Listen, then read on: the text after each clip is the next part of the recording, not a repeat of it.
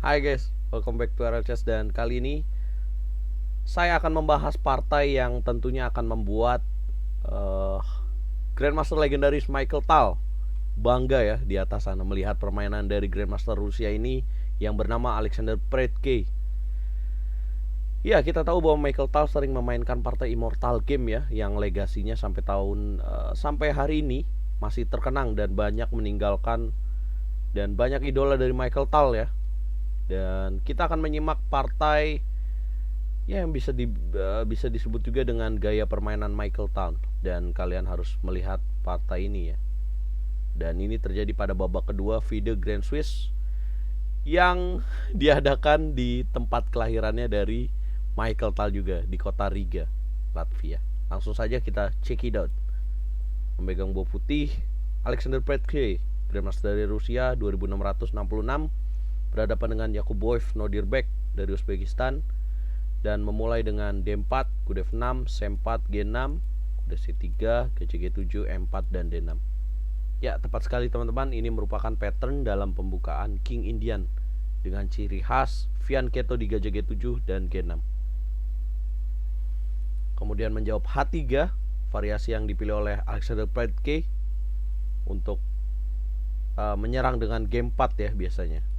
Kemudian rokade, gajah G5, kuda C6, masih sesuai teori, kuda F3, H6, gajah E3, dan E5. Dan kita bisa melihat bahwa fungsi dari H3 adalah untuk mencegah ya kuda bisa ke G4 dan gajah untuk bisa ke G4. Dan setelah E5 di sini coba menghancurkan petak D4, dan D5 merupakan langkah teoretikal ya yang sering dilakukan oleh pemain putih dalam permainan King Indian. Kemudian menjawab kuda D4, Yakuboev, dan dijawab kuda kali D4, E kali D4, dan di sini ada dua pilihan ya, gajah kali D4 atau menteri kali D4. Apabila melakukan gajah kali D4, Alexander Predke mungkin akan dijawab dengan bisa kuda kali 4 yang selanjutnya benteng E8 untuk mempining ya. Tetapi di sini Alexander Predke melakukan langkah menteri kali D4, dan kemudian Nodirbek jalan kuda G4. Ya, memberikan kuda ke G4, tapi ada ancaman dari gajah G7 untuk mengancam menteri di sini. Dan di awal tadi saya sempat memberitahukan ya bahwa seorang Michael Tal pasti bangga di atas sana untuk melihat partai ini. Kenapa? Karena pada saat terancam menteri di D4-nya, apa yang akan dilakukan oleh Alexander Predke, dan biasanya kita memilih mundur ya, menteri D2. Tapi Alexander Predke seperti Michael Tal ya, dia mengorbankan menterinya dan memilih H kali G4, memakan kuda di G4, gajah kali D4, dan gajah kali D4. Satu buah menteri teman-teman ditukar dengan gajah dan kuda. Wow. Dan Raja H7 di sini Nodirbek melanjutkan mencegah dan menjaga petak H6. Dilanjutkan gajah E2, F5, E kali F5, G kali F5, dan benteng H5. Tujuannya apa? Untuk G5 mendorong dan memberikan pion di G4, tapi tidak mau ya. Kenapa? Karena kalau F kali G4 ada jalan gajah D3 ya teman-teman. Gajah D3 skak, dan ini bahaya banget buat raja dari Nodirbek. Makanya di sini dia memilih raja ke G6, dan ya Nodirbek juga Alexander Predke juga memilih raja D2 ya, sama seperti Nodirbek, mengaktifkan rajanya F kali G4 dan benteng A H1 mengancam pion H6 dan gajah F5. Kemudian benteng kali H6, raja F7, benteng 1 H5 naik mengancam gajah, raja geser, kuda D1 ya, manuver yang dilakukan oleh Alexander Predke, C5, dan gajah C3 mundur.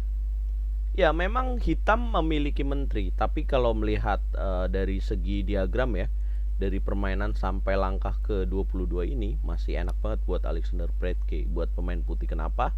Karena ruang yang dimiliki dan buah-buahnya ini lebih mengambil inisiatif penyerangan ya dibandingkan buah hitam. Dan kemudian raja D7 coba mengamankan rajanya dahulu, kuda E3 dan gajah B1. Ya, Alexander Predke terus mengejar dan memperburuk keadaan dari permainan hitam. Dia gajah kali G4, raja C7 dan F3. Kemudian menteri A8, benteng turun mengancam gajah, gajah G6, benteng E1 mempining menteri E8, benteng G8 dan gajah E6, menteri F8 dan benteng EH1. Dan kita juga bisa melihat bahwa Alexander Predke memiliki sepasang gajah yang cukup aktif ya, dan inilah kenapa sepasang gajah itu lebih baik daripada sepasang kuda dalam permainan terbuka. Sangat bahaya sekali. Benteng E8 tidak buru-buru mengambil benteng ya, tapi memilih benteng 1H4 karena gajah di petak E6-nya ini sangat kuat, membuat buah-buah dari hitam tidak begitu aktif ya. Kemudian benteng kali E6, gak sabar, no dear back, D kali E6, menteri E8, kuda D5 skak, raja C6, kuda F6, menteri E7 dan benteng G4. Ya, dan pada langkah ke-34 ini Nordirbeck menyerah ya. Kenapa tuh Bang menyerah? Ya karena kalau kita lihat lanjutannya ya kuda di F6 lagi mengancam benteng, dan benteng di G4 menambah serangan mengancam gajah di G6. Dan ini sangat enak sekali buat Alexander Predke. Nah inilah teman-teman, gimana menurut respon dari teman-teman nih? Coba komen, menurut kalian partai ini sudah layak sebagai titisan Michael Tal belum nih? Dan ya Alexander Predke benar-benar menampilkan permainan yang cukup ciamik ya. Dan kalau bisa nilai sih ini tidak terjadi secara tiba-tiba ya, tapi pemilihan setelah kuda G4 kemudian mengambil hak kali G4 pastinya ini sudah melalui proses persiapan yang cukup matang ya, sehingga dia pede mengambil hak kali G4, menukar menteri dengan gajah dan kuda.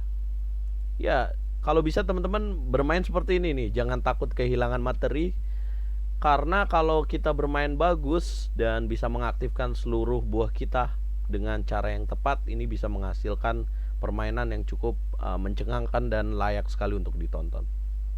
Dan inilah yang terjadi di babak kedua FIDE Grand Swiss tahun 2021 teman-teman. Kalau kalian mau nonton lanjutannya, nonton nanti malam jam 7 malam waktu Indonesia Barat di channel RL Chess.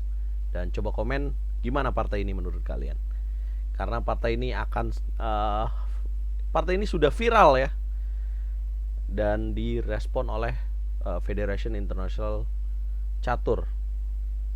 Dan kalau kalian suka video ini, jangan lupa like, share, subscribe, dan komen.